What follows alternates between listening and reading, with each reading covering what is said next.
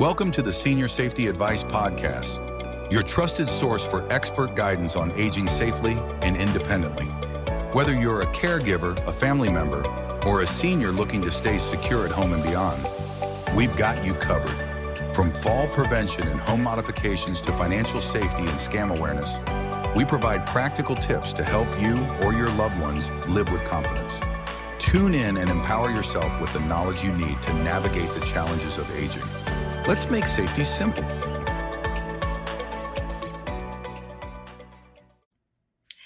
Welcome to the Senior Safety Advice Podcast. I'm your host, Robin Schultz, and today we're diving into a topic that's guaranteed to bring a smile to your face and maybe even a wag to your tail: the benefits of pet therapy for older adults. Whether you're a lifelong animal lover or just curious about how our furry, feathered, or even scaly friends can make a difference in seniors' lives, this episode is for you. Let's start with a scene. Imagine a quiet afternoon in a senior living community. The television hums in the background and a few residents are gathered in the lounge. Suddenly the door opens and in trots Bella, a golden retriever with a tail that wags like it's powered by pure joy. Faces light up, conversations spark, laughter bubbles. For the next hour, aches seem to fade, worries drift away, and the room is filled with warmth. Not just from Bella's fur, but from the genuine connection she brings. That's the magic of pet therapy. And it's not just a feel-good story, it's backed by science and real-life experience. Pet therapy, also known as animal-assisted therapy, involves guided interactions between individuals and specially trained animals to promote therapeutic benefits. These are not just any pets. They're animals that are carefully selected for their gentle temperament and trained to provide comfort and companionship. Dogs and cats are the most common, but you might also meet rabbits, birds, or even miniature horses in some programs. Sessions are usually supervised by a trainer handler or a healthcare professional. Activities can include petting the animal, feeding it, walking it, or simply sharing space with the animal. The goal? To create a calming, uplifting environment that supports overall well-being. There's something universal about the bond between humans and animals. It's non-judgmental, unconditional, and deeply comforting. For older adults, especially those facing health challenges or who live alone, this bond can be transformative. Let's break down the key benefits of pet therapy for seniors, starting with the emotional benefits, because they're more than just a mood booster. Pet therapy reduces loneliness and isolation. Many seniors experience the loneliness, especially after children move away or friends pass on. But pets provide companionship and a sense of purpose, helping to fill that emotional gap. Pet therapy also decreases anxiety and depression. The simple act of petting an animal can lower cortisol, which is the stress hormone, and can trigger the release of endorphins, those feel-good chemicals that boost mood and create a sense of calm. It eases grief and loss for those coping with loss or major life changes. Having animals around offers a comforting presence that words sometimes can't match. The presence of a non-judgmental, gentle animal can reduce anxiety, alleviate depression, and create a sense of calm. Moving on to the cognitive benefits, there's mental stimulation. Interacting with animals and remembering their names, giving commands, or even just observing their behavior can provide valuable mental exercises. And how about memory support? For seniors with memory disorders like dementia or Alzheimer's, animal-assisted therapy can help them to recall specific memories and stimulate conversation. And there's improved verbalization. Even nonverbal seniors often find ways to communicate with animals, whether through gestures, smiles, or touch. Next up are the physical benefits. Animal therapy lowers blood pressure and heart rate. Studies have shown that spending time with pets can lower blood pressure, reduce heart rate, and decrease the risk of cardiovascular issues. It encourages physical activity.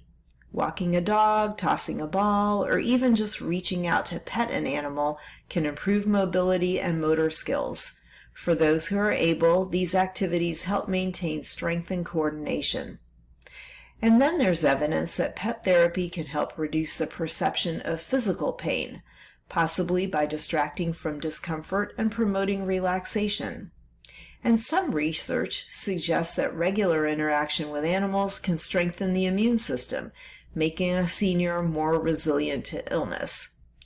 There are also social benefits. It fosters social interaction because animals are natural icebreakers. So group pet therapy sessions often lead to increased conversation and bonding among participants. And the joy and laughter that pets bring to our lives can enhance the overall atmosphere in senior living communities, making them livelier and more welcoming. So now let's go over some common forms of pet therapy. There's, again, animal-assisted physical therapy, and this is where animals help support physical rehab, such as walking or stretching exercises. There's animal-assisted psychotherapy, where pets ease anxiety during counseling or mental health sessions. There's emotional support animals, which provide comfort for anxiety, depression, or PTSD.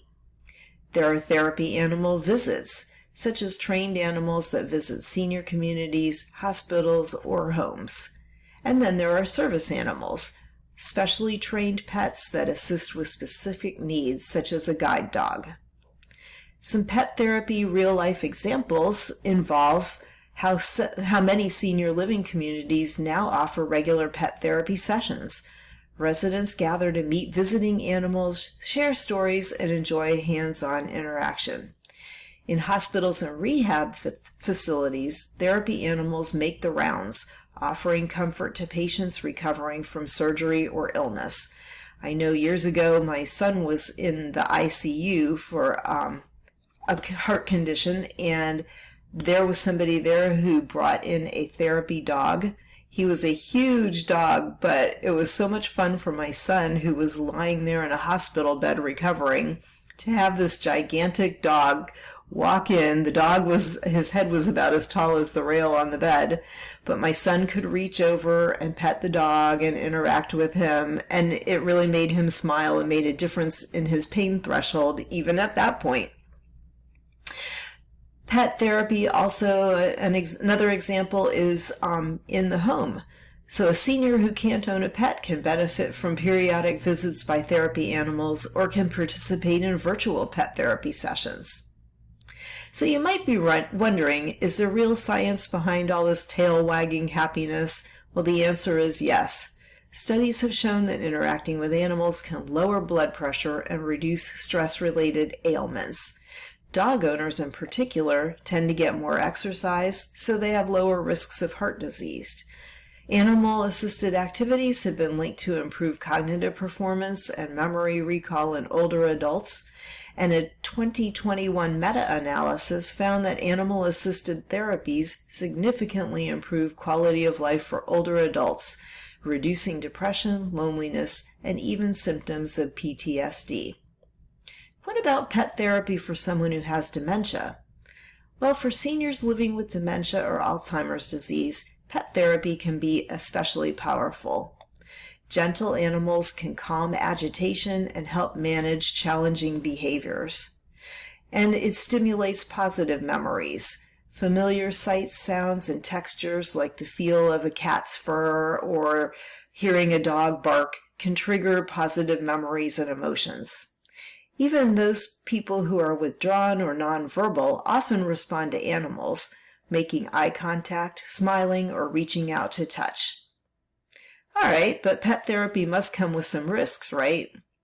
Well, as you might imagine, no therapy is perfect for everyone, and pet therapy does have some considerations. These are allergies, for one. Some people are allergic to animal dander. Programs often use hypoallergenic breeds or offer alternative therapies. And then there's falls. Pets, especially dogs, can sometimes get underfoot. Supervision and proper training helps to minimize this risk. Then there's expense. Owning a pet can be costly, but therapy programs often provide animal interaction without the long-term commitment or expense. And then there's zoonotic infections. While rare, infections can be transmitted from animals to humans, but therapy animals are regularly screened and groomed to reduce this risk. It all sounds great, you say, but what if I can't have a pet? Well, not everybody can own a pet or even wants to, and that's okay. Pet therapy programs are designed to bring the benefits of animal interaction to everyone, regardless of their living situation or mobility. Options include therapy animal visits, where scheduled visits from trained animals and handlers take place, or robotic pets. For those with allergies or severe mobility issues, having a lifelike robotic pet can provide comfort and companionship. And there's even pet therapy that's virtual, so you can have a video call with a therapy animal. It can lift spirits and provide connection even from afar. So if you or a loved one are interested in pet therapy, here are some steps to consider. First, ask your senior community. Many assisted living and nursing homes offer regular pet therapy sessions, so ask about their schedule and how to participate. Also, contact local organizations. Nonprofits and therapy animal groups often provide community visits, so look for organizations accredited by groups like Pet Partners or Therapy Dogs International. Consult your healthcare provider. If you have health concerns, talk to your doctor before participating in pet therapy. And attend a group session or arrange a trial visit first to see how you respond. So at its heart, pet therapy is about connection to another living being, to joy and memories and the present moment. For older adults, these connections can be life-changing, offering comfort, companionship, and a renewed sense of purpose. So whether you're considering pet therapy for yourself, a loved one, or your community, remember that sometimes the smallest paw can leave the biggest print on your heart. So thanks for joining me today on the Senior Safety Advice Podcast. If you've enjoyed this episode, please subscribe to our channel, share it with a friend, and let us know your favorite pet therapy stories. And until next time, give your furry friends an extra scratch behind the ears and keep finding new ways to make every day a little brighter. Until the next time, take care, stay safe, stay connected, and don't forget, the best therapists sometimes have fur and 4 legs. Take care. Bye.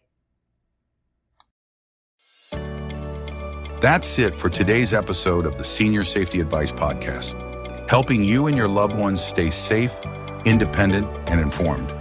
If you found this episode helpful, be sure to subscribe and share it with others who could benefit. For more expert tips and resources, visit seniorsafetyadvice.com.